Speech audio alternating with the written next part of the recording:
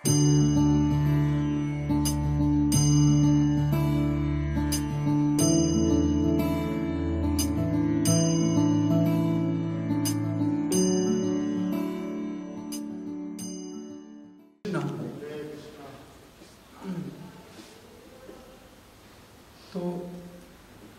आज मैं एक डिलेमा में हूँ, आप लोग उसको दूर कर सकते हो ना। आज तो दो महान वैष्णवों का तिरुभाव दिवस है ना। तो और मंदिर के मैनेजमेंट की तरफ से बोला गया है कि आज तीसरा स्कंद का 17 अध्याय का 28 और 29 श्लोक करेंगे। तो दोनों चीज़ तो एक साथ नहीं कर सकते, मतलब इतने कम समय में। तो आप जैसे बताएंगे तो वैसे करेंगे। क्या हम सिर्फ वैष्णव आचार्य के तिरुभाव के अवसर पर वैष्णव थोड़ा उनके ऊपर थोड़ा डिस्कशन कर सकते हैं? ये ठीक रहेगा या श्लोक पढ़ के उसके ऊपर डिस्कशन करें? आप जैसा ठीक है। इसका श्लोक अनुवाद तात्पर्य पढ़ के फिर बस आचार्यों का गुणगान कर दो, ऐसा नहीं कर सकते? या फिर हटा भी सकते हो, आचार्यों का गुणगान कर दो केवल। चिद गोस्वामी ना ज़्यादा अच्छा है। और जगदीश पंडित कोई कर भी ले लेगा। ओम अज्ञानतिमिरन्धस्य ज्ञानाञ्जनशलाकया चक्षुरुन्मीलितं येन तस्मै श्रीगुरवे नमः। वंशाकल्पतरुभ्यश्च कृपासिन्धुभ्यो एव च पतितानां पावनेभ्यो वैष्णवेभ्यो नमो नमः। जय श्री कृष्ण चैतन्य प्रभु नित्यानंद श्री अद्वैत गदाधर श्रीवासादि गौर भक्तवृंद। हरे कृष्णा कृष्ण कृष्ण हरे हरे, हरे राम राम राम हरे हरे।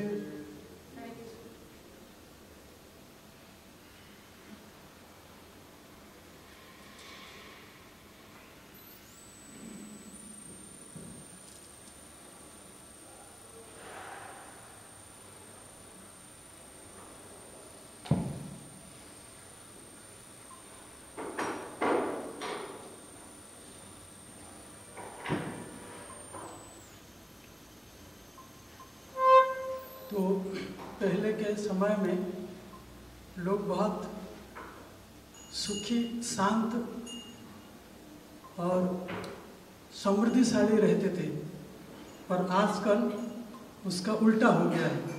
आजकल सोचते हैं कि हम ऐसा रहते हैं, पर एक्चुअली में रहते नहीं हैं। हाँ? बताया जाता है कि बहुत कुछ वर्षों पहले प्रत्येक घर में भगवान के लिए भी एक रूम होता था, कक्ष होता था, जिसमें भगवान को स्थापित किया जाता था, भगवान की आराधना किया जाता था। और अगर घर के बाहर से हम देखेंगे तो छत पे फ्लैग मतलब झंडा लहराता था। ये प्रतीक था कि इसे घर के अंदर भगवान है करके ना। जैसे मंदिर में झंडा लहराया जाता है। तो पर आजकल हर घर में एक टीवी होता है, और भगवान का जगह टीवी ले लिया, और झंडा का जगह एंटीना ले लिया। अब किसी के घर में छत पे देखोगे, हर घर के छत में एंटीना होगा ही होगा ना। हाँ, तो उसके साथ जो भगवान का स्थापन किया जाता था, वो क्या किए कि भगवान का फोटो या कुछ ऐसे कोने में रख देते हैं जो कोना की अनयूज्ड है ना। जो सीढ़ियाँ होता है उसके नीचे भगवान की फोटो लगा देंगे, या दीवार के उसी कोने में जहाँ पे किसी का नज़र भी नहीं जाता होगा, ना कि किसी का हाथ पहुँचता होगा, वहाँ पे फोटो टांग देंगे। क्योंकि जैसे ही अपने जीवन से हम भगवान को दूर करते गए, तो उस हिसाब से इतने समस्याएं पूरा हमारे जीवन में और ये सोसाइटी में समस्याएं भी वैसे बढ़ते गया। पर हमारा जो वैदिक कल्चर है वो कल्चर बिल्कुल ही मॉडर्न कल्चर से विपरीत है। अगर वैदिक कल्चर को फॉलो करते हैं तो किसी वस्तु के लिए भी है ना, अलग सा सुख समृद्धि पाने के लिए हमको अलग सा कुछ करने की जरूरत नहीं है ना। इसलिए 4 पुरुषार्थ के बारे में चर्चा किया जाता है ना, धर्म अर्थ काम और मोक्ष। पहले स्टेज में आता है धर्म। अगर हम धर्म का पालन करते हैं तो अर्थ मिलता है, और अर्थ के द्वारा हम अपने काम की माने डिजायर को फुलफिल करते हैं। जब धर्म अर्थ काम ये हो जाता है, फिर मन में इच्छा और तीव्र हो जाता है कि क्या मैं वही सुख प्राप्त करने के लिए अपने जीवन को ऐसा ही जीता रहूं, या मुझे इससे अलावा और कुछ करना है ना। आ ब्रह्मन भगवान लोग कहा पुनरावर्तिन अर्जुन मामुपत्ति तो कौन्तेय पुनर्जन्म न विद्यते।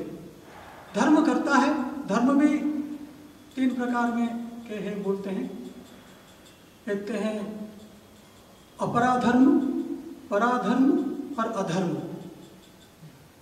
अभी जो हम पालन करते हैं वो अधर्म है। अभी इसका अर्थ है जो मॉडर्न सोसाइटी में, मॉडर्न कल्चर में जो भी हम धर्म, अगर उसको धर्म का अगर नाम भी देंगे तो अधर्म में आता है ना कोई शास्त्र में लिखा है, ना किसके द्वारा ये अनुमोदित है, ना कोई आचार्य के द्वारा ये अनुमोदित है, या हमारे महान मुनि ऋषि गणों के द्वारा भी वो अनुमोदित नहीं है। ये हो गया अधर्म। और अपराधर्म, अपराधर्म मतलब शास्त्रों के अनुसार अपने जीवन को पालन करते हैं, पर वहाँ पे व्यक्ति का मूल उद्देश्य रहता है अपने इंद्रियों की तृप्ति करना। तो ये क्या कि ऐसे घूम फिर के फिर पुनरपि जन्मम पुनरपि मरणम, मतलब ऐसे ही ना। अच्छा कर्म किया, पायस एक्टिविटी किया, ऊपर लोगों को गया, और जब पुण्य कर्म खत्म हुआ फिर वापस इसी धराधाम में आ गया। मतलब ये धर्म है, पर ये अपराधर्म। और उससे जो बढ़कर है वो है पराधर्म। पराधर्म का अर्थ ये है कि भगवान के खुशी के लिए, भगवान की इंद्रियां तृप्ति करने के लिए हम जो धर्म का पालन करते हैं वो उसको बोलते हैं पराधर्म। और इसी पराधर्म को कलयुग में कैसे पालन किया जाए, चैतन्य महाप्रभु ने अपने जीवन के द्वारा हमको सिखाया। तो भगवान इसलिए अवतार लेते हैं ताकि बद्ध जीव को अपने प्रति वो आकृष्ट कर पाए। और हालांकि ये स्पष्ट रूप से भगवान बोलते हैं, यदा यदा ही धर्मस्य ग्लानिर्भवति भारत अभ्युत्थानम् अधर्मस्य तदात्मानं सृजाम्यहम्। जब जहाँ पे भी जब भी धर्म का ग्लानि होता है तब मैं अवतार लेता हूँ। तो कलयुग में श्री चैतन्य महाप्रभु खुद, जो कि भगवान कृष्ण है, वो यहाँ पे नवद्वीप मंडल में प्रकट हुए, और वो एक ही व्यक्ति में राधा रानी और चैतन्य महाप्रभु दोनों हैं। और भगवान जब भी इसी धराधाम में आते हैं, अपने साथ अपने अंतरंग पार्षदों के साथ आते हैं, क्योंकि उनको बहुत कुछ कार्य करना रहता है, इसलिए वो अपने पार्षदों के साथ अवतरित होते हैं। जैसे कोई, अगर हम लोटस फ्लावर को ले, उसके बीज का जो फूल होता है वो चैतन्य महाप्रभु अगर हम सिंबलिक दे, तो लोटस फ्लावर के जो चारों तरफ जो पंखुड़ियाँ होते हैं वो भगवान के अनगिनत सखियाँ हैं। तो उसमें 8 प्रमुख सखी हैं जो हम जानते हैं, तुंग विद्या, चित्रा, चंपकलता, ललिता, विशाखा, रंगदेवी, सुदेवी, इंदुलेखा इत्यादि इत्यादि। और इन्हीं सखियों को भगवान की सेवा के लिए, असिस्ट करने के लिए, सहयोग करने के लिए मंजरी भी आते हैं। मंजरी मतलब जो जिनका एज सखियों से कम रहता है। तो हमारे संप्रदाय में ना, स्पेशली गौड़ी संप्रदाय में बहुत सारे मंजरी भगवान के धाम से अवतरित हुए हैं। चैत्र महाप्रभु के लीलाओं को प्रकट करने के लिए, लीलाओं के में भाग लेने के लिए, जैसे रूप मंजरी, रति मंजरी, अनंग मंजरी, विलास मंजरी, इसे तो जो जीव गोस्वामी पाद है वो विलास मंजरी हैं श्री कृष्ण भगवान के लीला में, और वो अभी जीव गोस्वामी के रूप में इसी धराधाम में अवतरित हुए थे। जीव गोस्वामी रूप सनातन गोस्वामी के नेप्यू थे। नेप्यू मतलब भांजा। श्री जगन्नाथ बलदेव सुभद्रा महारानी की, राधा दामोदर भगवान की जय। रूप गोस्वामी, सनातन गोस्वामी और अनुतम, जिनका नाम वल्लभ है, ये तीनों भाई जो कि नवद्वीप मंडल में रहते थे, उसी समय पे नवद्वीप जो बंगाल है आज, वेस्ट बंगाल, उसका राजधानी रामकेली हुआ करता था। और उसका जो राजा था एक मोहम्मदियन किंग, जिनका नाम नवाब हुसैन शाह। तो सोशल प्रेशर में के कारण, हालांकि रूप सनातन गोस्वामी नहीं चाहते थे कि कोई म्लेच्छा राजा का राजकाज में अपने आप को वहाँ पे कार्यों में लगाए, फिर भी कई सारे कारण था, क्योंकि अगर नहीं करेंगे तो वो जो राजा था वो बिना कोई रीजन के निर्दोष प्रजाओं के ऊपर, स्पेशली ब्राह्मणों के ऊपर अत्याचार करेगा। इसलिए रूप गोस्वामी और सनातन गोस्वामी नवाब हुसैन शाह के जो पार्लियामेंट में मिनिस्टर थे, तो वो पर उनके हृदय में हमेशा चैतन्य महाप्रभु के प्रति बहुत ही प्रेम और भक्ति भाव था। वो चाहते थे वो क्या करे, कैसे हो, कौन सा कब वो दिन आएगा वो चैतन्य महाप्रभु के साथ रहेंगे और चैतन्य महाप्रभु का आदेशों को पालन करेंगे। और इसलिए वो बार बार चैतन्य महाप्रभु को लेटर लिखते थे, पत्र लिखते थे ना, कि हम ऐसे फंसे हुए हैं, हमारा उद्धार आप कीजिए, आप हमको ये बताइए कि हम यहाँ से कैसे निकल सकते हैं, हम आपका सेवा करना चाहते हैं ना, आपके चरण कमलों का आशीर्वाद लेना चाहते हैं। तो कई बार पत्र लिखने के बाद भी चैतन्य महाप्रभु के तरफ से कोई रिप्लाई नहीं आता था। फिर भी रूप गोस्वामी, सनातन गोस्वामी कभी डिस्करेज नहीं हुए।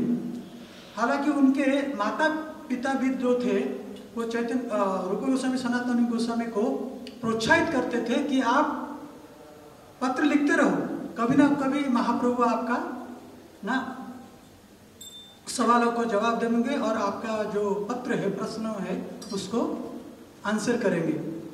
तो कई दिनों के बाद चैतन्य महाप्रभु एक पत्र लिखे, बहुत ही माइस्टीरियस वे से लिखे।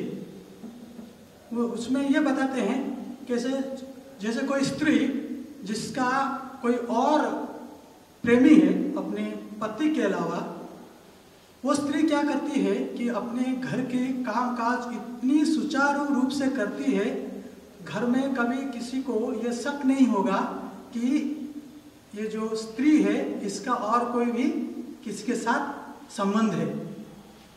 तो जब ये पत्र रूप गोस्वामी, सनातन गोस्वामी को प्राप्त हुआ, तो क्योंकि वो भक्त थे और ज्ञानी भी थे, तो इसका अर्थ वो समझ गए। वो इसलिए क्या किया उन्होंने कि नवाब हुसैन शाह के राज में कार्य करने के साथ साथ ही वो चैतन्य महाप्रभु के प्रति प्रेम करते थे और उनकी भक्ति करते थे, पर ऐसा दूसरे को प्रतीत होने नहीं देते थे, यानी अपने काम में कोई ऐसा ढीलापन नहीं रखते थे ताकि राजा को और दूसरे मंत्रियों को ये शक हो कि वो उनका तो मन और कहीं है, राजकाज में नहीं है।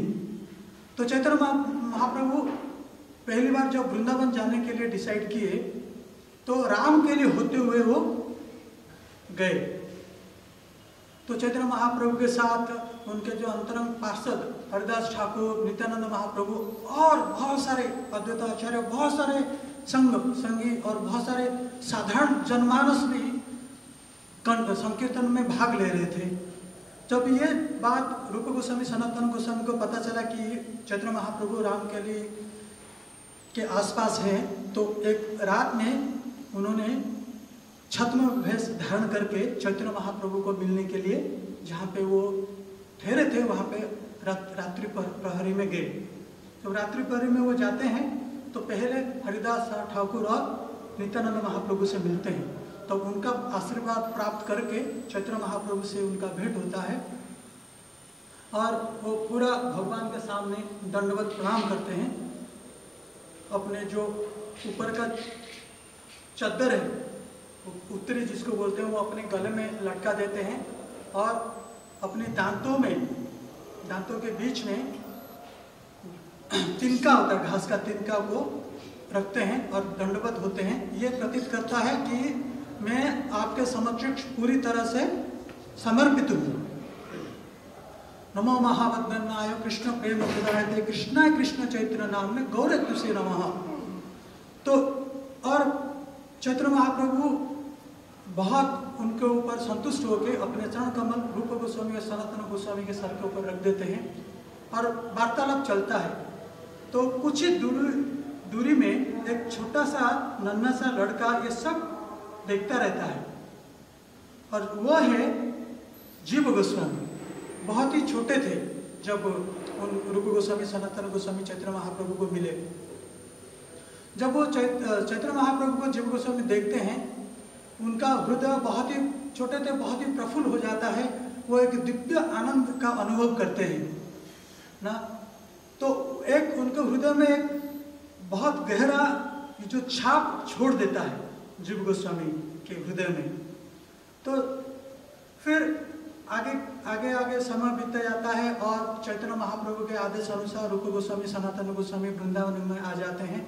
और जो चैतन्य महाप्रभु ने उनको विशेष आदेश दिया था कि सारे शास्त्रों को पढ़ के उसका जो एसेंस भक्ति है उसको एस्टेब्लिश करना और जो लुप्त हुए गए विभिन्न लीला स्थानों की खोज करना और वैष्णव सदाचार, एक वैष्णव को कैसे अन्य साधारण जीव और दूसरे भक्तों के साथ व्यवहार करना चाहिए, उसके ऊपर ग्रंथ लिखना, कई सारे ऐसे बहुत महत्वपूर्ण इंस्ट्रक्शन दिए।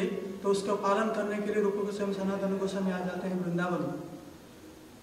और अनुपम गोस्वामी जो रूप गोस्वामी के भाई, रूप सनातन गोस्वामी भाई हैं, एक बार ऐसा होता है कि रूप गोस्वामी के साथ अनुपम गोस्वामी जाते हैं चैतन्य महाप्रभु को मिलने के लिए।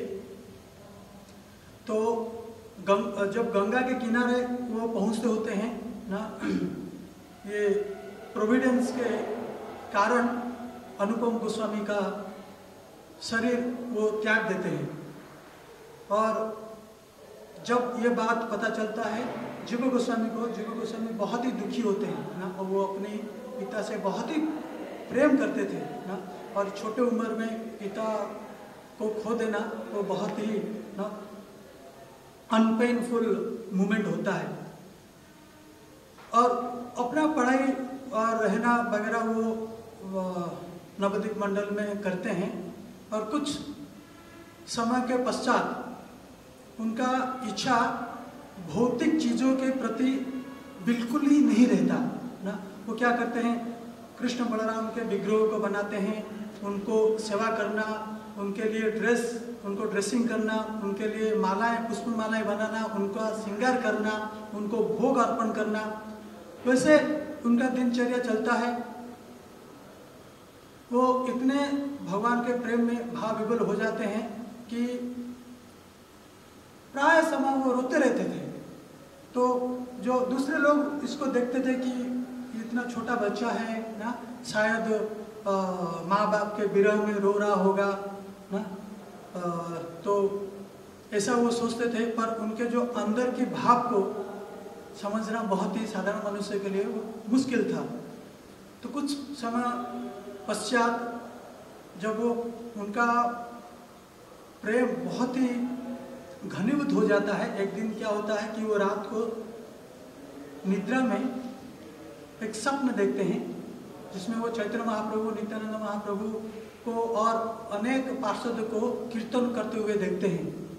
और चैतन्य महाप्रभु फिर सपने में इनको बुलाते हैं, जीव गोस्वामी को पास में बुला के अपने चरण कमल जीव गोस्वामी के सर के ऊपर रख देते हैं और नित्यानंद प्रभु को ये आदेश देते हैं कि आज से मैं जीव को तुम्हारे शरण में देता हूँ। नित्यानंद महाप्रभु बोलते हैं कि जीव गोस्वामी से कि तुम्हारा जो आराध्य देवता है, तो आराध्य देव है वो है चैतन्य महाप्रभु। तो जब इतने में उनका सपना टूट जाता है, वो जब उनसे दूर होते हैं, सपना टूट जाता है, तो वो अपने आप को रोक नहीं पाते हैं कि मैं स्वयं भगवान की दर्शन कर रहा था, सपना टूट गया। फिर से वो बहुत दुखी होते हैं। फिर कुछ समय बाद फिर उनको जब नींद आ जाता है, फिर से एक सपना देखते हैं। उसमें देखते हैं कि चैतन्य महाप्रभु कृष्ण हो गए और नित्यानंद प्रभु बलराम। और जब वो देखते हैं कि चैतन्य महाप्रभु कृष्ण बन गए और नित्यानंद प्रभु बलराम हो गए हैं, तो वो बहुत ही खुश हो जाते हैं। और उसके बाद वो डिसाइड करते हैं कि अभी मुझे यहाँ पे नहीं रहना है, मुझे अभी अपने जो चाचा है सनातन गोस्वामी, रूप गोस्वामी से मिलने के लिए वृंदावन जाना है। तो अभी क्या है कि अगर वो यही बात बोल के अपने घर वालों को बोल के जाएंगे तो उनके घर वाले कभी जाने नहीं देंगे।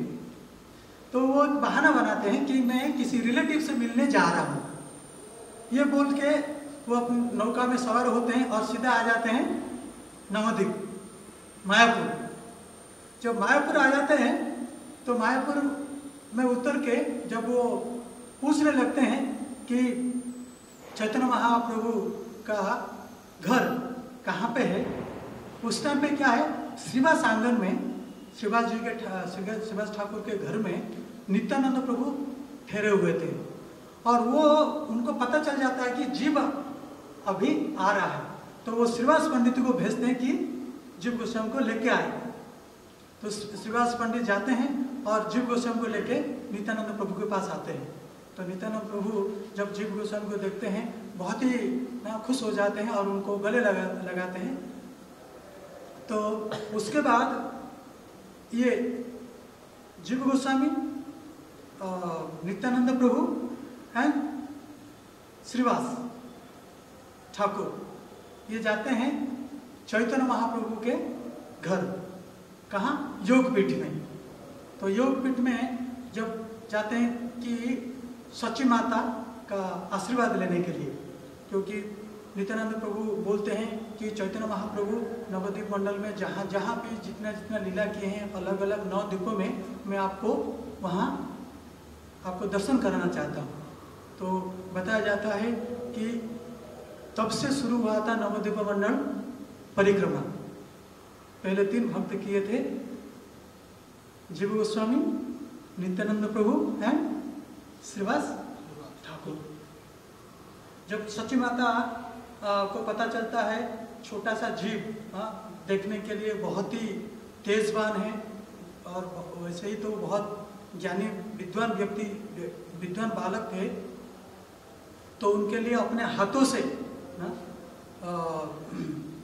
विष्णुप्रिया देवी और सची माता और उनके सर्वेंट है बंसी वादन, ये अपने हाथों से जीव गोस्वामी के लिए और नित्यानंद प्रभु के लिए प्रसादम प्रिपेयर करते हैं, भगवान को अर्पित करके वहाँ पे प्रसाद पाते हैं। फिर उनका यात्रा शुरू होता है नवद्वीप मंडल परिक्रमा करने के लिए।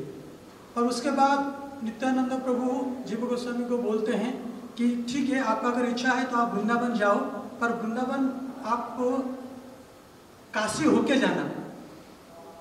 काशी में उनको काशी इसलिए भेजते हैं कि नित्यानंद प्रभु चाहते थे कि जीव गोस्वामी वैदिक शास्त्रों का, वेदों का अध्ययन करें।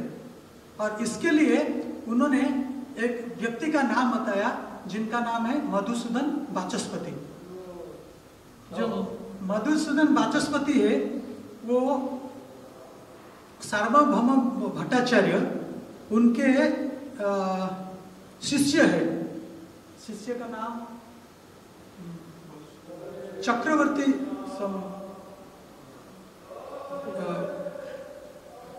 मैं उनका नाम तुरंत मुझे याद नहीं आ रहा। उनके शिष्य है मधुसूदन वाचस्पति, और मधुसूदन वाचस्पति से वो शिक्षा प्राप्त करते हैं जीव गोस्वामी। और शिक्षा प्राप्त करने के बाद तो वो इतना विद्वान रहते हैं कि कम समय में ही उनका ख्याति पूरा वाराणसी में नहीं, पूरा भारतवर्ष में व्याप्त हो जाता है। और मधुसूदन वाचस्पति ऐसा शिष्य पाके बहुत ही गर्व महसूस करते हैं। उसके बाद जीव गोस्वामी जाते हैं वृंदावन, और वृंदावन में जब मैसेज पहुंचता है रूप और सनातन गोस्वामी के पास, रूप गोस्वामी, सनातन गोस्वामी, गोपाल भट्ट गोस्वामी, रघुनाथ दास गोस्वामी, रघुनाथ भट्ट गोस्वामी, काशीश्वर पंडित, भूगर गोस्वामी, लोकनाथ गोस्वामी, ये सारे गोस्वामी जीव गोस्वामी को स्वागत करने के लिए वहाँ पे खड़े रहते हैं। और जीव गोस्वामी आके सबको दंडवत प्रणाम करते हैं, क्योंकि सनातन गोस्वामी सबसे सीनियर थे। तो सनातन गोस्वामी को अनुरोध करते हैं कि वो अपना शिष्य बनाए। तो सनातन गोस्वामी क्या करते हैं कि जीव गोस्वामी का जिम्मा रूप गोस्वामी को दे देते हैं। रूप गोस्वामी आज से जीव गोस्वामी का जो उनको सेवा में लगाना ना और उनका देख रेख करना वो तुम्हारे जिम्मे में है। तो रूप गोस्वामी तुरंत उनको शिक्षा नहीं देते हैं और उससे पहले वो कई तरह के सेवा लेते हैं ना। इसलिए देखोगे किसी भी अगर जो गुरुजन होते हैं कि वो किसी व्यक्ति को शिक्षा देने से पहले या दीक्षा देने से पहले उसको कुछ दिन ट्रेनिंग देते हैं ना। और उसी ट्रेनिंग में सबसे महत्वपूर्ण अंग है ट्रेनिंग का मैनुअल सर्विस ना, छोटा मोटा जो सर्विस रहते हैं। तो जीव गोस्वामी इतने बड़े दक्ष व्यक्तित्व थे। बताया जाता है 4 लाख संस्कृत श्लोक का रचना किया है उन्होंने, और 25 बहुत बहुत सुंदर ग्रंथों की रचना की है। गोपाल चंपू ऐसे बहुत बहुत उच्च कोटि के ग्रंथ शामिल है। तो वो पहले क्या करते थे, रूप गोस्वामी उनको पोछा मारना, सफाई करना, झाड़ू मारना, भगवान के लिए पुष्प लेके आना ना, और रूप गोस्वामी ग्रंथ लिखते थे। तो पहले तो कंप्यूटर नहीं था, लैपटॉप नहीं थे, ना पेपर ना पेन कुछ था। वो स्पेशल ताल पत्र होता था, उसके ऊपर खोदित करके लकड़ी से खोदित करके लिखा जाता था। तो ताल पत्र को इकट्ठा करना और वो पेंसिल बनाना लकड़ी से, ये सब कार्य करते थे। उसके साथ साथ अपने गुरुदेव रूप गोस्वामी के पैरों को मसाज करना, ये भी कार्य करते थे। तो अभी जब समय चलते चलते फिर जब रूप गोस्वामी सनातन गोस्वामी अप्रकट हो गए, तो वृंदावन में जितने भी वैष्णव गण थे ना, सबका लीडर बने जीव गोस्वामी। जीव गोस्वामी इतने उदार और इतने हम्बल थे कि उसका उदाहरण रूप गोस्वामी अपने ये दर्शाने के लिए कि जीव गोस्वामी कितने हम्बल है और कितने महान भक्त है, आया है उदाहरण उसका आया है कि एक बार क्या होता है कि एक दिग्विजय पंडित करके जिनका नाम रूप नारायण था। रूप नारायण वो एक मुंडन स्कॉलर थे, विद्वान व्यक्ति थे। वो पूरे दुनिया में भ्रमण करते थे और उनका ये कार्य रहता था कि दूसरे कोई विद्वान व्यक्ति दिखे तो उसके साथ शास्त्रार्थ करेंगे और उसको पराजित करने के बाद उससे लिखवाएंगे कि मैं रूप नारायण से पराजित हो गया और रूप नारायण दिग्विजय पंडित है। तो जब रूप नारायण पहुंचे ना, तो उन्होंने जब उनको पता चला कि सनातन गोस्वामी और रूप गोस्वामी बहुत ही महान विद्वान है, तो उनके मन में ये इच्छा हुआ कि इन दोनों को मैं हरा के उनसे मैं अपने सर्टिफिकेट में साइन कराऊं कि मैं उनको पराजित कर दिया। सनातन गोस्वामी के पास आते हैं। सनातन गोस्वामी बोलते हैं ठीक है ना, आप तो महान पंडित है ना, आप हमसे काफ़ी विद्वान है, तो हम बिना शास्त्रार्थ करते हुए लिख के दे दिया। फिर वो रूप गोस्वामी के पास आते हैं। रूप गोस्वामी ने भी ऐसा ही किया ना, कोई डिबेट नहीं, कोई आर्ग्यूमेंट नहीं, कुछ नहीं, बस लिख के दे दिया। वो बोले, रूप गोस्वामी बोलते हैं वो दिग्विजय पंडित से कि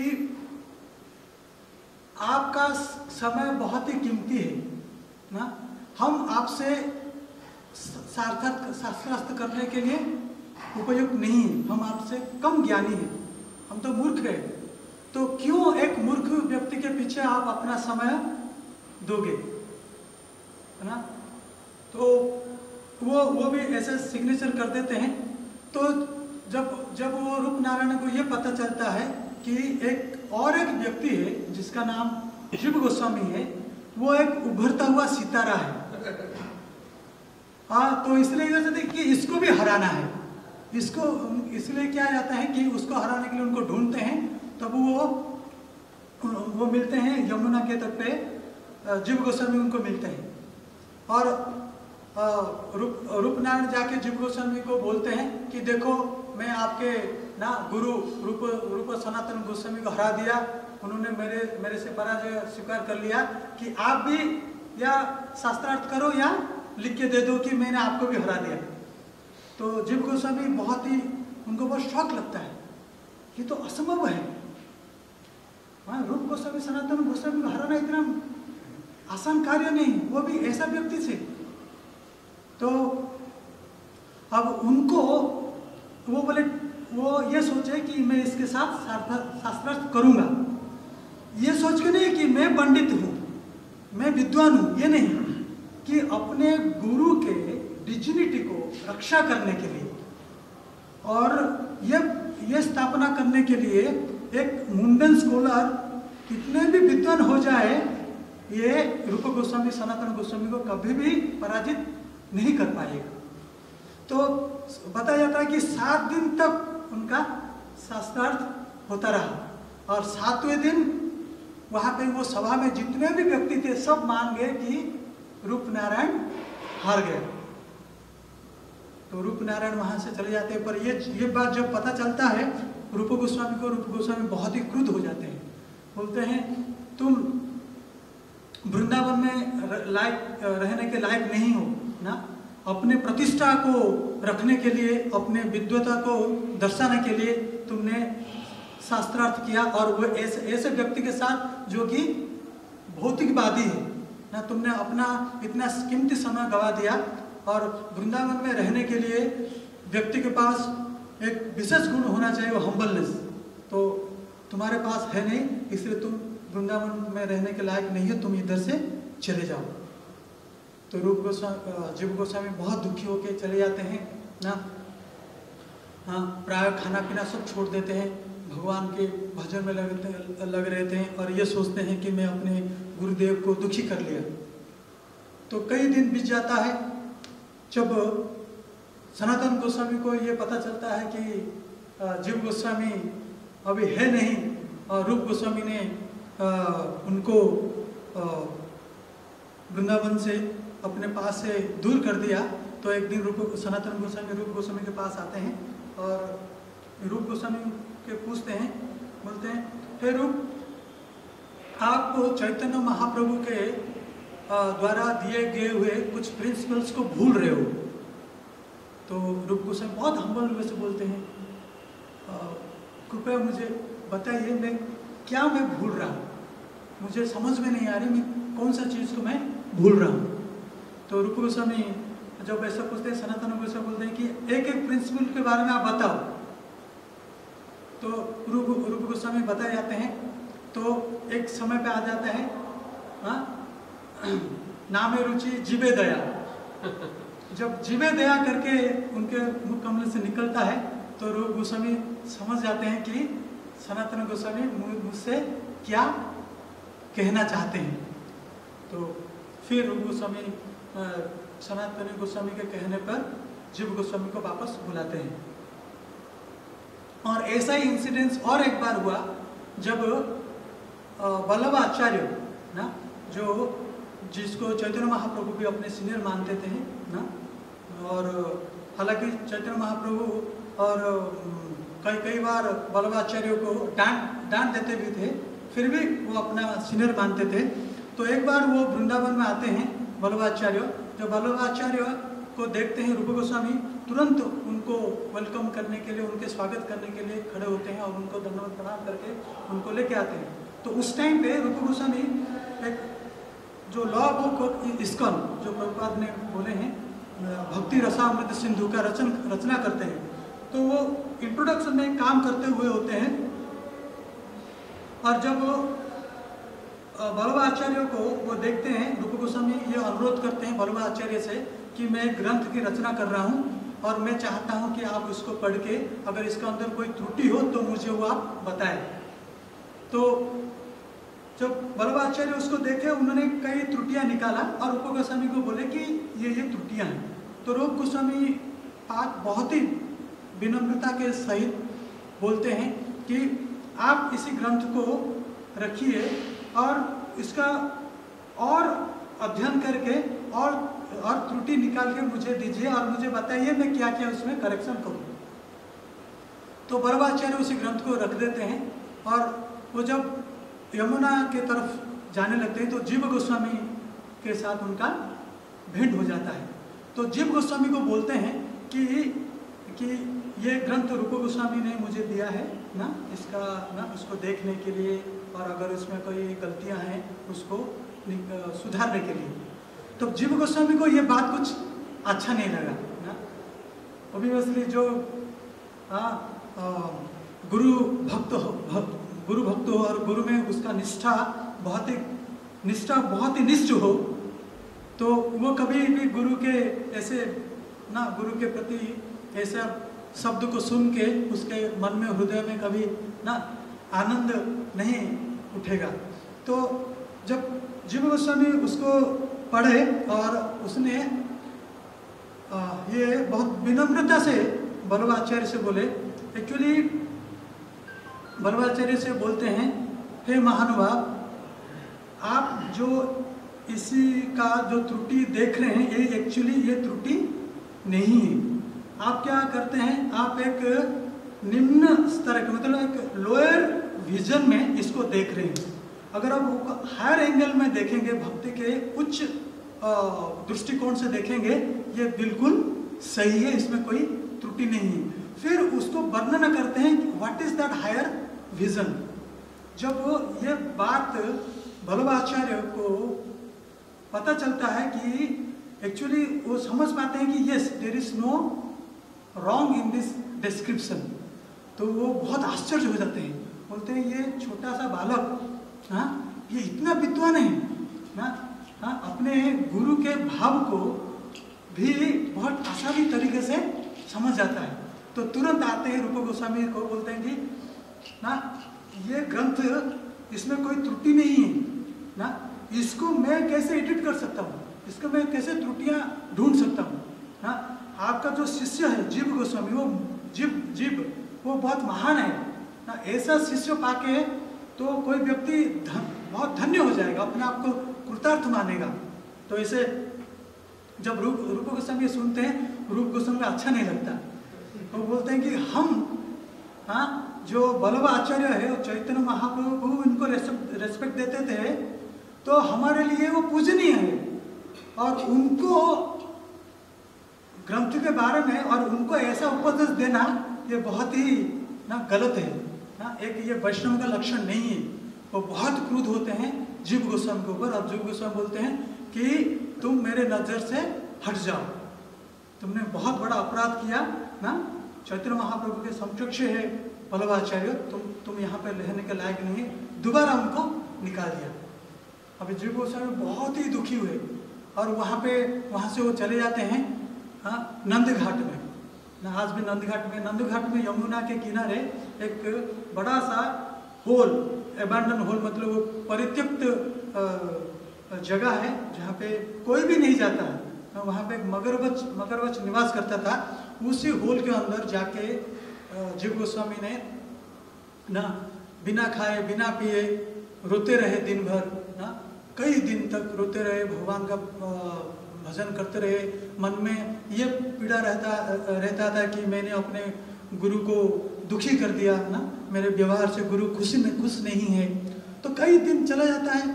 तो एक बार क्या होता है, सनातन गोस्वामी का पूरा ब्रजमंडल में अलग अलग जगह जाते थे और ब्रजवासियों के साथ मिलते थे और उनके साथ कई प्रकार के चर्चा करते थे। तो जब वो नंद घाट के एक ग्राम के पास आते हैं, तो जब वो मधुकरी करते हैं, तो एक मधुकरी करते समय कोई व्यक्ति बोलते हैं कि हे बाबा, आप तो मधुकरी कर लेते हो, पर वहाँ पे एक ऐसे बाबा है जो कभी भी मधुकरी नहीं करता, कभी भी ना कुछ खाता है ना कुछ पीता है, बिल्कुल एक ऐसा जगह रहता है जहाँ पे कि सूरज का रोशनी भी नहीं पहुँचता है ना, उसके अंदर जाना बहुत मुश्किल है ना। तो हमेशा भगवान का भजन करता रहता है और रोता रहता है, और उसको देख के हमको बहुत ही दुख लगता है ना। ऐसा करके जब सनातन गोस्वामी को ये बात पता चलता है, वो थोड़ा डाउट में आ जाते हैं, तो ऐसा व्यक्ति कौन होगा ना।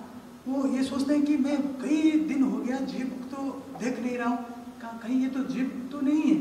तो वो जब आते हैं देखते हैं वो जीव गोस्वामी है, और इतने पतले दुबले हो गए हैं कि पहचानना ही मुश्किल पड़ रहा है, पूरा जर्जर अवस्था हो गया है। वो क्या है कि जब उनको बुलाए कि बाहर आने के लिए उस होल से, जीव गोस्वामी इतने कमजोर हो गए थे कि खुद आ नहीं पाए। फिर सनातन गोस्वामी खुद जाते हैं, उनको वापस लेके आते हैं, और वापस लेके आते हैं फिर रूप गोस्वामी के पास जाते हैं। रूप गोस्वामी बोलते हैं, रूप तुमने फिर भूल रहे हो, चैतन्य महाप्रभु का प्रिंसिपल्स को तुम फिर भूल रहे हो। तो फिर याद दिलाते हैं जीवे दया। जब रूप गोस्वामी को पता चलता है अरे जीव को तो भेज दिया था और ये तो पता नहीं भूल भी गए थे, तो फिर हृदय में नहीं भूले थे कहने का अर्थ है। तो फिर जब जीव गोस्वामी को वो फिर ग्रहण करते हैं, और वो गुरु और शिष्य का जो संबंध है बहुत ही प्रगाढ़ होता है। इसलिए रूप गोस्वामी अपने हाथों से भगवान की विग्रह को बनाते हैं, और वो जो विग्रह है राधा दामोदर, उसी विग्रह को बना के जीव गोस्वामी को दे देते हैं। और जीव गोस्वामी राधा दामोदर की आजीवन पूजा आराधना की है ना। जो राजा वृंदावन में राधा दामोदर टेम्पल है, वहाँ पे जीव गोस्वामी रहते थे। यहाँ पे प्रभुपाद भी अमेरिका जाने से पहले वहाँ पे रहे हैं। तो जीव गोस्वामी कई सारे ग्रंथों का रचना किया, और उन्होंने वहाँ पे राधा दामोदर मंदिर में एक लाइब्रेरी बनाया जिसमें जितने भी ग्रंथ थे ना, वैष्णव आचार्यों ने लिखा था ना, गोपाल भट्ट गोस्वामी ना, रूप गोस्वामी, सनातन गोस्वामी और खुद जीव गोस्वामी जितने भी लिखे थे वो सारे वहाँ पे संग्रह करके रखे। तो एक बार जानवा माता का मैसेज आता है कि ना वो बंगाल में कोई प्रचार को आगे बढ़ाने के लिए हमको किताब चाहिए ना, और भक्त भी चाहिए, ताकि भगवान का गुणगान का और वैष्णव लिटरेचर का क्या हुआ है प्रचार और प्रसार हो। इसलिए जब जीव गोस्वामी इसलिए लेटर प्राप्त हुआ। जीव गोस्वामी ने 3 व्यक्तियों को ये सारे ग्रंथ देके भेजे थे। वो 3 जो महान व्यक्ति थे, एक तो नरोत्तम दास ठाकुर और श्रीनिवास आचार्य और श्यामानंद पंडित ना, ये तीनों जीव गोस्वामी से ही शिक्षा लिए हैं। हृदय चैतन्य के शिष्य थे श्यामानंद पंडित, जिनका नाम था, पहले का नाम दुखी कृष्णदास, और गोपाल भट्ट गोस्वामी के शिष्य थे श्रीनिवास आचार्य, और लोकनाथ स्वामी के शिष्य थे नरोत्तम दास ठाकुर। हालांकि उन्होंने दीक्षा अलग अलग गुरु से लिए थे, पर शिक्षा लिए थे जीव गोस्वामी से ना। फिर वो इन किताबों को लेके आते हैं, और उसके बाद बंगाल और उड़ीसा प्रांत में बहुत अच्छी तरह से प्रचार होता है ये गौड़ीय वैष्णव फिलोसफी का। तो ये संक्षिप्त था जीव गोस्वामी के बारे में। जितना मैं कोशिश किया उतना मैं बोलने की प्रयास किया। और आज और एक महान वैष्णव का तिरुभाव दिवस है, जगदीश पंडित ना। चैतन्य चरित्रामृत में बताया जाता है, जगदीश पंडित है जगत पावन, कृष्ण प्रेमामृत वर्षे ये न वर्षा घन। मतलब जगदीश पंडित जो है वो पूरे जगत को पावन करने वाले भक्त हैं। उनके द्वारा कृष्ण का प्रेम ऐसा निकलता है जैसे कि घने घने बादल से बारिश गिरता रहता है। वो 15वां शाखा है नित्यानंद महाप्रभु के पेड़ का, बताया जाता है।